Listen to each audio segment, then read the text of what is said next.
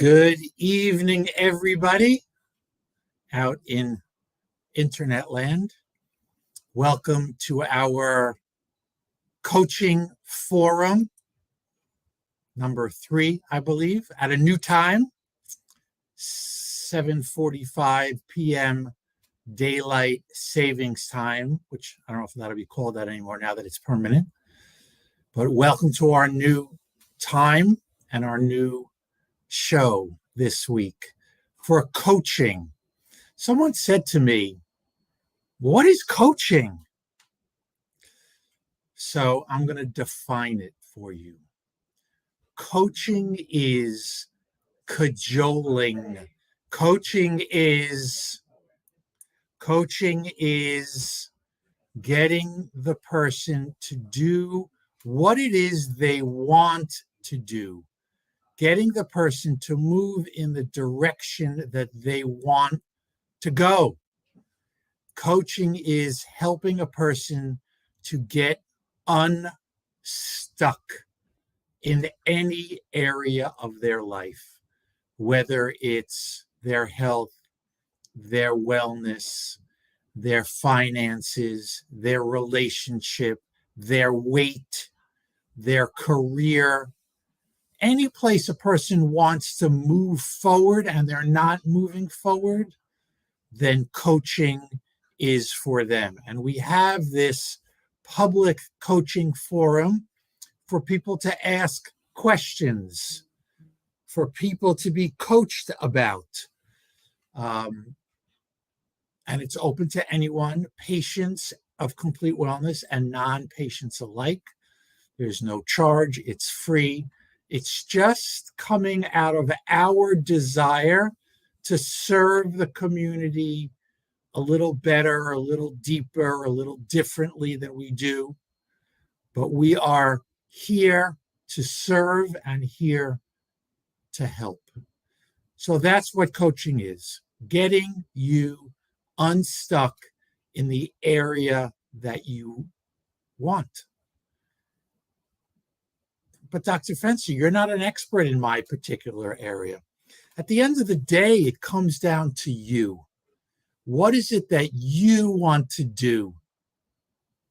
And I am an expert of asking the right questions, unearthing your desire, unearthing what you think your path is. Sometimes just asking the right questions is all that it takes. And it sounds simple, but really this method was started by a guy you may have heard of named Socrates. So they say one of the smartest humans ever to live.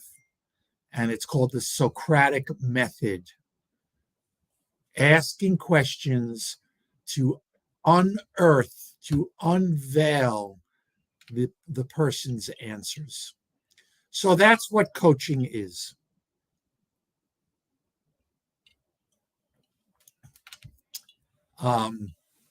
Very often, I'm sort of thinking about a coaching call that I had today. This person wanted to do a certain thing, but not exactly completely. So in my coaching session with him, I was helping him to assimilate, unveil, articulate, get clear on his priorities. Seeing his priorities. What's really important to you? What is it that you want to act in alignment with? What is it that you want to act in accordance with? And this was actually around food. He wants to lose weight, be healthy, and I just had to ask him the questions to unveil his priorities in his mind to get him to see what it is that he wants and what it is that he wants to act in accordance with, in alignment with. It's funny, I don't think I ever stated it exactly like that before, but of course, I'm trained initially as a chiropractor. I also have training in coaching, but I'm trained initially as a chiropractor. What just came to mind is that I was a basketball coach long before I was ever a chiropractor. So I've been coaching a long time. I lost my train of thought. Something about coaching him about what it is he does and does not want to do. So I'm not really a motivator, although our conversations can be motivating. I am not interested in pumping somebody up. Yeah, go do it. Not interested in that. Because motivation, pumping somebody up, is only as good as the pump lasts, which is usually not very long. I've done lots of seminars in my life, names you know if I were to say them. I don't want to say anything negative about anybody because for some people they were life-changing, but for me, they were a great pump. And then a week later, 2 weeks later, a month later, everything is back to normal and forgotten.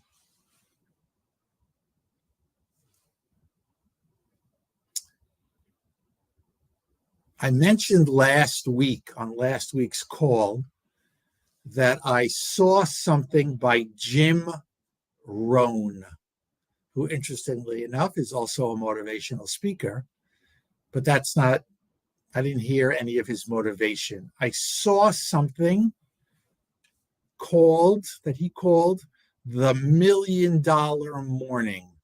Up at 5, I've adapted it to my needs and my desires. But he called it the $1 Million Morning. Up at 5, meditate, exercise, breathing exercises. And I saw it and I said, I'm doing that. It was not motivation. It was commitment. In that moment, I said, I'm doing it. I'm committing to it. Because I knew it was in accordance with what I wanted, in accordance with my values, in accordance with what I wanted to be and what I wanted to achieve in my life. So commitment is a very big word. Commitment is a really big word. Because when you commit to something, it means you're committing to it no matter what. When you make a commitment to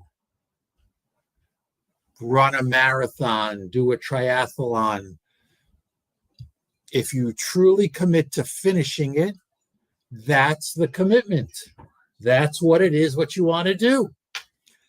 You can all YouTube those videos of runners or triathletes, going into spasm in the last 100 yards. And what do? They crawl to the finish line. That's commitment. That's sometimes what it takes to truly get to your goal. But you have to be willing to make that kind of commitment. I asked this person I was working with today, as I mentioned earlier,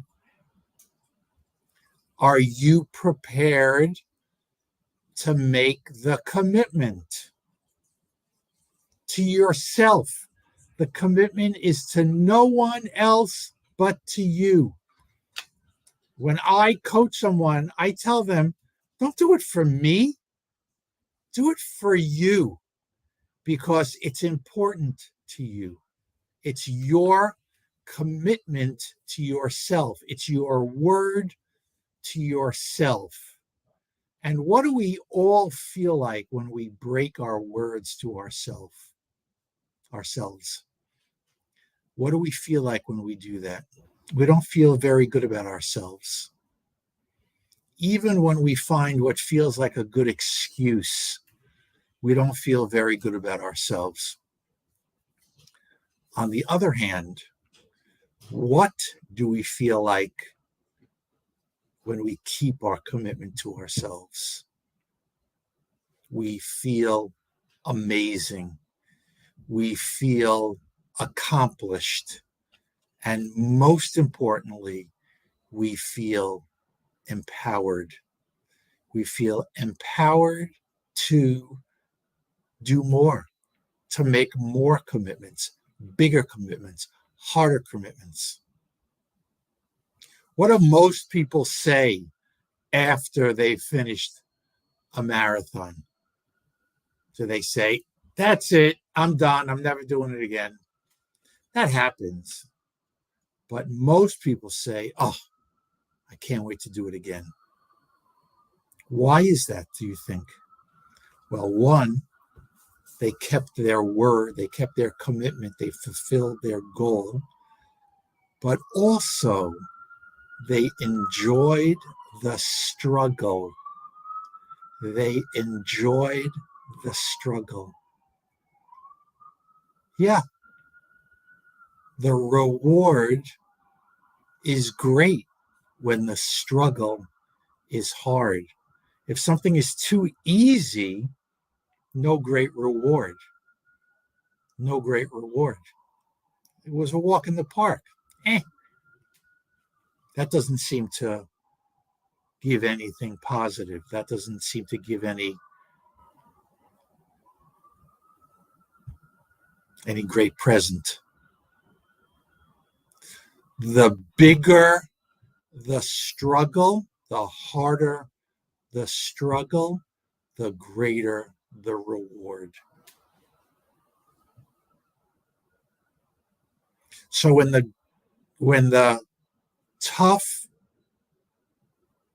going gets tough, I got it right. When the going gets tough, the tough get going. When you're working towards something, it might take a little time to get there. There will definitely be bumps. There will definitely be ups and downs if it's a goal worth going after. If it's a goal that's going to require some work, of course. But where is your commitment? Where is your desire? Where is your word? And where do you want to go with all of that? This is your game. This is your show. This is your life. I, as a coach, any coach, can help you get there, but you got to decide where there is. We cannot decide where there is for you. Only you can decide that. Only you can decide what it is you want to accomplish, what it is that's your goal. We can guide, we can cajole, we can push, but ultimately, you have to make the goal. You have to motivate yourself. You have to decide, is this truly in accordance with your priorities? And is it your commitment? If there are questions, I would love to answer some personal questions or not personal questions. Any kind of questions that a person might have, I would like to answer. about coaching or a struggle that they may be having in an area of their life, I call my coaching whole life coaching. Some people call their coaching life coaching. I call it whole life, your entire life, because it's all connected. In fact, that brings to mind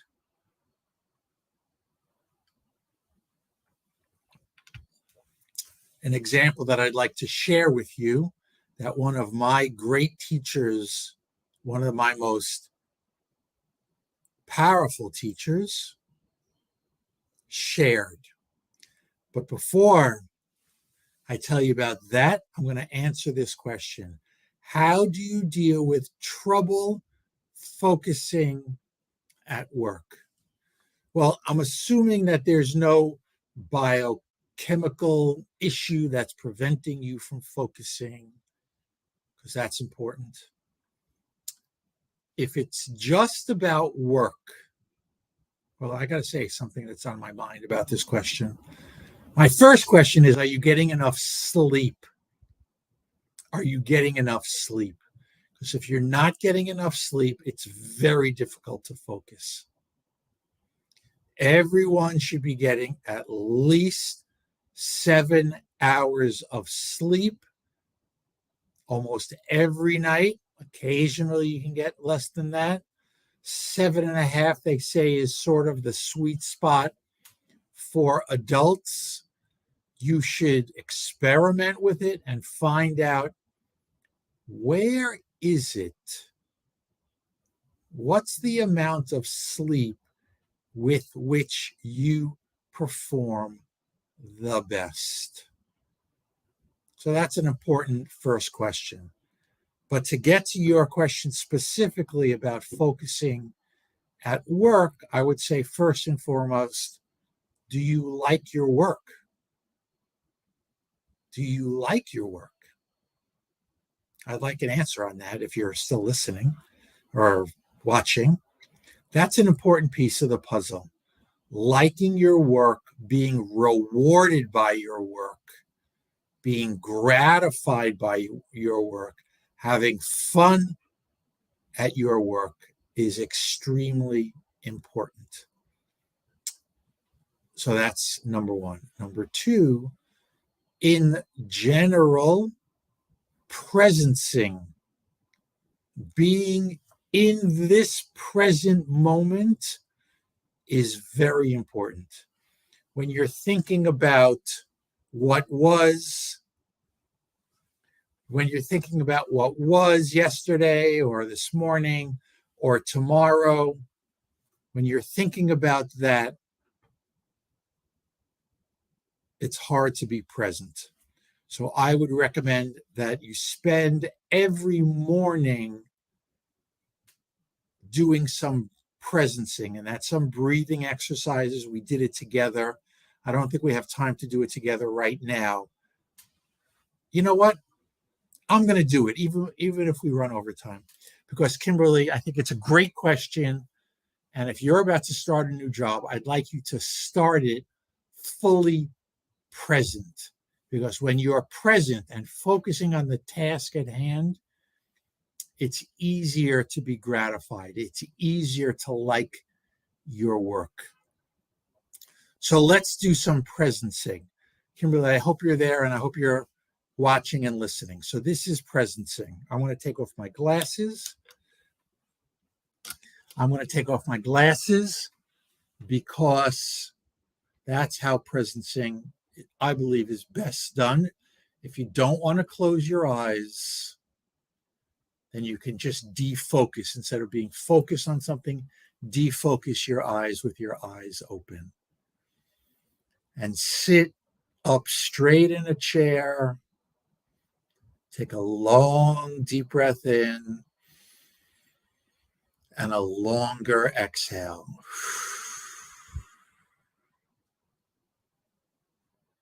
In the nose and out the nose is best.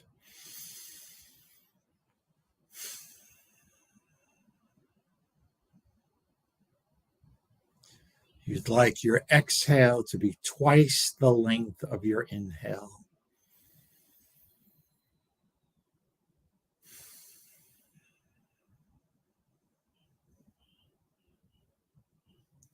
And you can count that if you want. Let's do one more of those.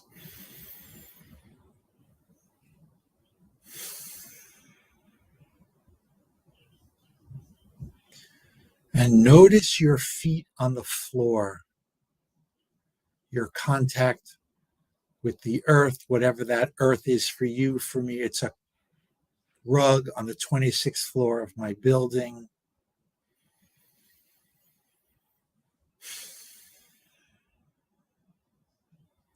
Feeling my legs, feeling my butt on the chair, feeling my back touching the chair.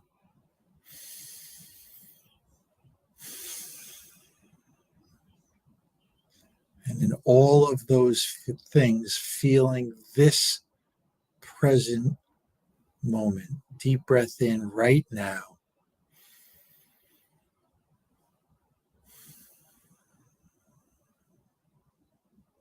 Relaxing your shoulders, relaxing your neck. That same deep breath in the nose and out the nose. And noticing the consciousness in your brain, the awareness in your brain. And if you're thinking about everything else that's going on and thinking about your day that's coming and your day that's past, that's coming from the frontal lobe, which is right up in the front. So let's try and pull our consciousness, our awareness down from that place further down into our skulls, behind our eyes.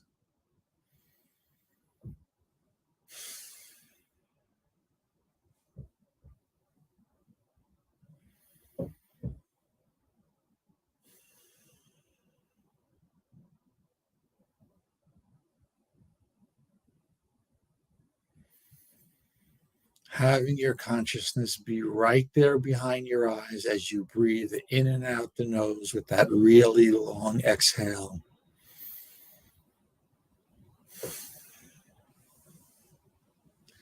So I'm going to stop right there. I could go on and on and on with it. But that little bit of presencing, obviously you can't stop your work and do that every time that you get unfocused. But if you do that every day, every morning before work, maybe when you first get up from bed, or maybe on the subway or on the bus, don't do it while you're driving. But maybe you could arrive, if you do drive, you could arrive at work a couple of minutes early and sit in your car and do it for 5 minutes. And that's a skill. It's a learned skill. It's easy for me to get into that place of focus and relaxation and where my consciousness is where I want it to be. It's easy for me only because I've been doing it a long time. It is a learned skill. The more you do it, the more you will get better at it. I'm going to ask my staff to put my cell number there and on the bottom. So Kimberly, if you want to ask me more questions about it, you certainly can do that. When you presence every day, a few minutes every day, I would really recommend a few minutes first thing in the morning. That's part of your $1 million morning. I recommend that you make that part of your $1 million morning. And a few minutes in bed, sitting at the side of your bed before you go to sleep will improve your sleep, improve your focus, and it'll move you in the direction, or it'll help you to move in the direction that it is that you want to go. It'll help you to make the commitments that you want to make. It'll help you to follow through on those commitments that are in accordance with your values and your priorities. I promised to tell you a story from my great teacher, Dr. Sid Williams. He told this story. We were always in a hotel conference room, and they had those movable walls, and those movable walls always had a frame on them to give them a little bit of a nicer look. And then there were a few of them lined up together to create that wall. And what he would say is, so many of us decompartmentalize our lives into little boxes, and we are different people in each one of those boxes. He said, no, that's not how it should be. The way it should be is that we're the wall. We're the wall. And of course, there are those boxes, but those are different parts of the wall that are you. Those are parts of the wall. I'm just looking at Kimberly's comment. Thank you for that. We are the wall. And of course, we have different parts of us, but we don't act differently in those different parts.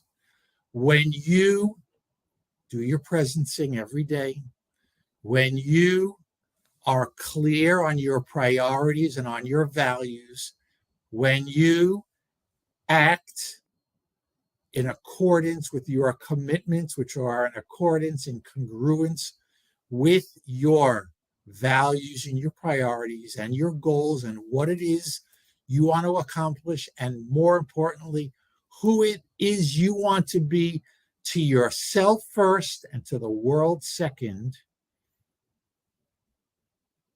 you can and will do whatever it is that you want to do.